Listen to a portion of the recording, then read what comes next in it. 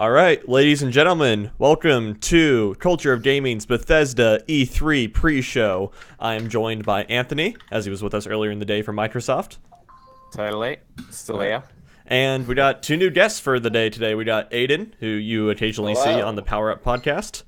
And we got Andrew, who is also a host of the Power Up podcast and is right off the heels of the Retro Rumble podcast. I gotta put my mind back into new video games. Yeah, instead of old? Yeah. All right. We talked about a lot of old stuff. Yeah. You guys had a solid show. Thank you. Yeah. You know, first show, rough edges around, but it's okay. Yeah. As you do. Yeah. Yeah. And it was an interesting week to start it because E3 is just. Yeah. So why not? Why not? So we got that coming. Hopefully, live on all our fun little podcast service. Yeah. Shortly. So we'll see when that goes up in between all this E3 stuff as well. Yeah. All right. So up and coming tonight in about 20 minutes is Bethesda, and of course, Culture of Gaming will be carrying the Bethesda press conference. And so, what are we know we're going to see Fallout 76, but what else are we looking to see at Bethesda? I'm sure you can guess my answer. We're gonna see Rage 2, obviously. Yeah. All right. Like what? Gibbon? Yeah. How about the How about the Starfield or whatever? Oh yeah. Maybe. Starfield. Yeah. We don't really know if that's an actual name of a game. That could just be. Yeah. Mm-hmm. They've never actually used that name themselves. Right. Yeah. Oh, okay. It's just been kind of thrown around. But I think they said they have 2 games in development, right? Yeah, it was like 2 new IPs type studios? thing. Yeah, like 2 new IPs. Yeah. Yeah. Okay. So I mean, that's a possibility. Fallout is made by Fallout. Do you think Fallout counts as one of them? Because it's not a new IP, but it kind of is. I don't really think so. No. No, I don't. Do I? No. They said that they would be making stuff outside of Fallout and ES, so Elder Scrolls. So Yeah. I think Rage 2 counts as one, and probably Project Starfield's the other one, whatever the heck that is. Okay. Which means Elder Scrolls 6 soon. Hopefully. Speaking of, That's what I want to see. Speaking of Elder Scrolls, we know for sure we're going to get some ESO stuff. They just launched Somerset, and if it's anything like last year, then we'll probably just be like a little sort of like behind the scenes production of Somerset or whatever, just like they did with Morrowind last year. So, yeah, there'll be that. I'm thinking we might see some more Elder Scrolls Legends stuff, actually. Yeah. Probably fair bet. Is that the card game? Yeah, that's the Elder Scrolls card game. Yeah. I did not know that existed. Yeah, not many people do. It's okay. A surprisingly popular genre. Yeah. The online trading card game. Hearthstone is a very good game. So Gwent is another one. Yeah. With Hearthstone, then I'm all for it. Yeah. Yeah. All right. Let's see. I'm also anticipating that we see what's it called? Quake Champions or whatever. Oh yeah. Oh yeah. Is that still in beta technically, or is that actually out? It's still in production. Okay. Yeah. There's a comic for that actually. Oh, okay. Surprisingly enough. Yeah.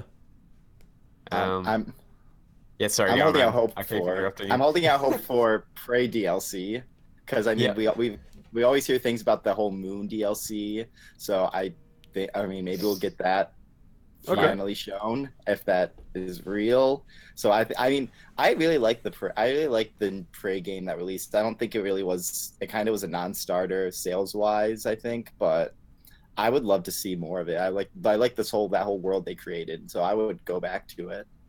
Yeah. Yeah, I liked a lot about that game, but there's also a lot I was not. Yeah, no, it was flawed. Yeah, for sure. It had some good stuff there. So yeah, I could definitely see some DLC.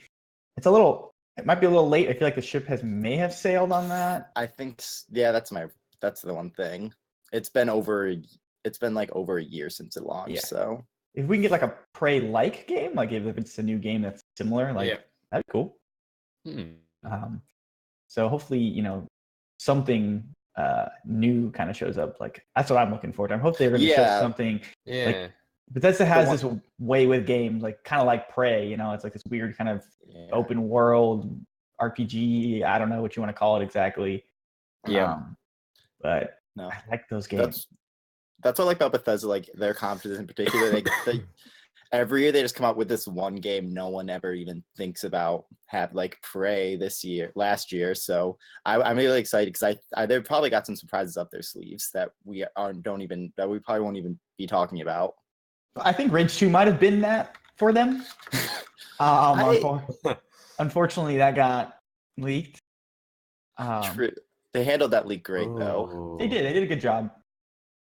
And go ahead. We could see another Doom.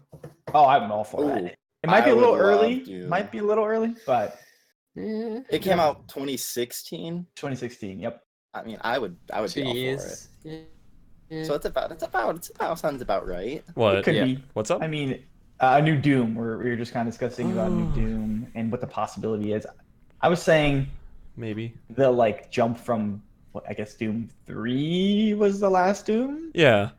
To the newest one was just so like substantial. Mm-hmm. Like they're different games, but they're just, that's one thing. They're like different series pretty much for all intents and purposes.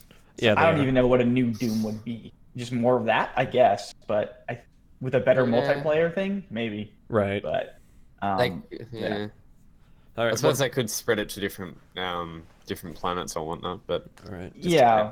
But I think what they did with mechanically was really smart. And like just doing the same thing again without really like improving on these mechanics, would just kind of be like, okay, I'll play it, but like it's not going to have that same like, whoa, Doom is back kind of thing.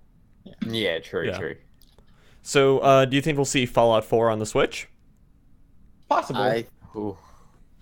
I think we're gonna see some Fallout game on the Switch. I mean, but when that whole Fallout 76 teaser, before we found out what it was, people were saying either Fallout 3 or Fallout 4 on Switch. So, I mean, Bethesda is one of the Switch's biggest is one of Nintendo's biggest supporters right now. So I don't see that letting up anytime soon. I think we're going to see some Nintendo support at this conference. Okay. So my question is, if they do manage to put it on the Switch, what about size? Because Fallout 4 is like, what, 20 or so gig? They can fit it all on the chip and it's fine. Like all on a little on a little cartridge and it'll be okay. But can you have other games as well, or just uninstall everything? No, I mean like on the actual game card itself, they can fit everything. It's fine. Yeah, physical games don't take up any space on the console. I'm so used to digital stuff, I was fully forgetting about physical stuff. Yeah. I mean, they could do the whole thing where it's like you download part of the game, like the cartridge, but I mean, they fit Skyrim on the Switch, which is an older game than Fallout, yes, but it is. They did the Fallout Special Edition was on the same engine, so I mean, I could see Fallout 4 on the Switch. That'd be a big deal for both companies. Yeah. Yeah. So it would be a huge deal, and it's like I think the Switch little game cartridges or whatever have 64 gigs of capacity.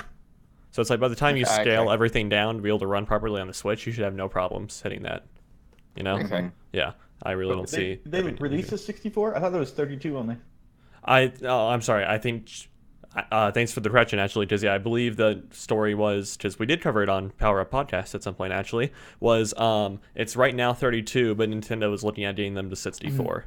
Yeah. Okay. Yeah. But still, the point still stands. I think Fallout, even like on PC, is around the 30 mark or so. So by the time they scale everything down to run on Switch, there's no issue. Well, Doom was huge, I want to say. Yeah, Doom was huge, and the only you had to do a supplemental download with Doom on the Switch if you wanted to do multiplayer. Oh, for the multiplayer. Yeah. Yeah. So, yeah, that's where that stands. Do you think we'll get, whether it's an announcement or a demonstration to any capacity, the new Bethesda Engine that they've been talking about a little bit, that they've been rumored to be working on? I feel like that's not something you really talk about at a conference, but I mean, what is something you talk about at a conference? Okay. Yeah. Because like Bethesda usually is someone who they don't go into like that kind of technical stuff. They usually just show game after game. Like, so I don't think that's something we'd see personally. Yeah. Yeah. All right. Andrew? It's possible. I don't know. They I think they like to just make subtle improvements on their engines, like for like if we're talking about Elder Scroll and like Fallout engine stuff. Yeah.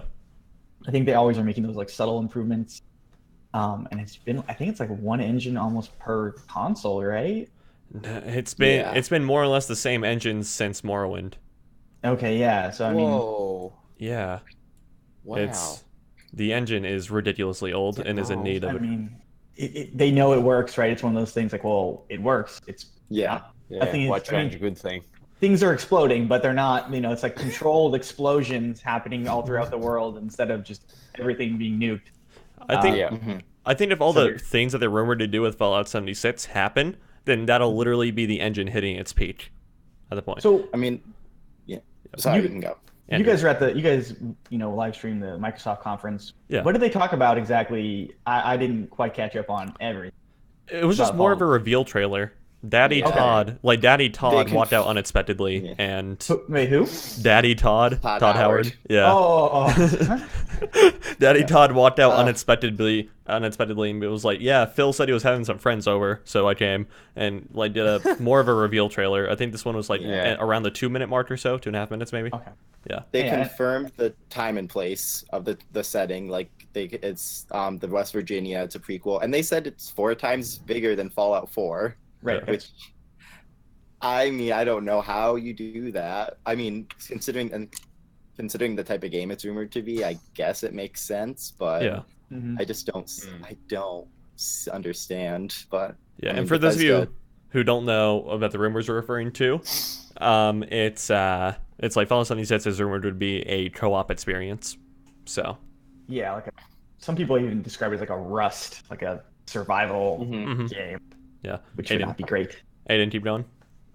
I mean, I think a Fallout survival game would be really cool personally, especially because it has been confirmed, like I said, that it's a prequel to all the other series. It's like just as you're exiting the vault, like it takes place earlier than all the Fallout series. You're rebuilding humanity. There are not even any super mutants. It's just you and your fellow humans like trying to rebuild society. So I find that idea really fascinating personally. Okay. If it is true.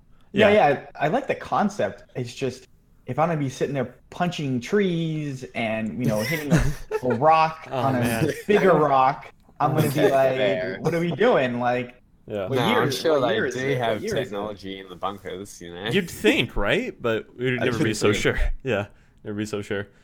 I know. Just everybody go into the vaults with nothing. Just the clothes on your back and food, then just survive after that. You'll be right. Yeah. I mean, I know a couple. Half these games are just people running around naked and yelling at people. So that's what this is going to end up turning into. Yeah, some of the Rust videos you can find are really amusing. I know I have a few friends who all they've asked for pretty much since like Skyrim came out was like, we need to have like a game like Skyrim or like Fallout 3 or whatever, but co-op, or, multiplayer or whatever. On PC there was the Skyrim multiplayer mod, which was neat actually. I played a little bit of it. Yeah. Cool. It was semi-functional. I'll leave it at that. Okay. Yeah. I can't get over turning dragons into Thomas the Tank Engines myself. I like the mod. Yeah, the mod. The Macho Man dragons are my favorite. That was great. Yeah. The biggest regret is as a console, because I'm a console player. I don't play PCs. Like I miss out on all these like amazing mods. Like I mean, there are mods, but they're nowhere near. Like people can push those games to like. I envy those talents of those people. All right. So speaking of mods, do you think Bethesda will try to push their whole little mod workshop or like their paid mods thing to any capacity again, or do you think they finally got the message people do not want? I don't know. I think they might. I mean, okay, so people didn't want it last year. Yeah. So people didn't want it the year before that. They didn't want it the year before that. So logically, you would think they would have got the message and like, yeah, we won't do it anymore. Okay. But it kind of depends on the developer or on the publisher really, and who's in charge and what they want to push. Because in the end, it's all about the money. So. Yeah. Yeah. All right. So I forgot that whole thing existed. Honestly, I forgot about that thing. That was a big fiasco. I'm sure they appreciate you forgetting about it. Yeah. I'm trying to think if there's a way where they can actually do paid mods. I don't know if there is. There might be some small way. I feel like they're gonna. I feel like they're gonna. They're. I feel like they're looking because, like I said, microtransactions are all the rage these days, and every publisher is looking for them somehow. Yeah, I think Bethesda's whole approach to it is like, it's like I would find it more reasonable. They wanted us to pay for a lot larger mods and not some of the smaller, like dumber stuff, so to speak, or whatever. Like some of the mods on the the paid mod workshop or whatever is like. Hot and cold or whatever, which is like adds like hypothermia and stuff to Skyrim or whatever. I think that's that one or something like that, right? And so it's like that's nothing too major. It's just kind of a new system in place, okay?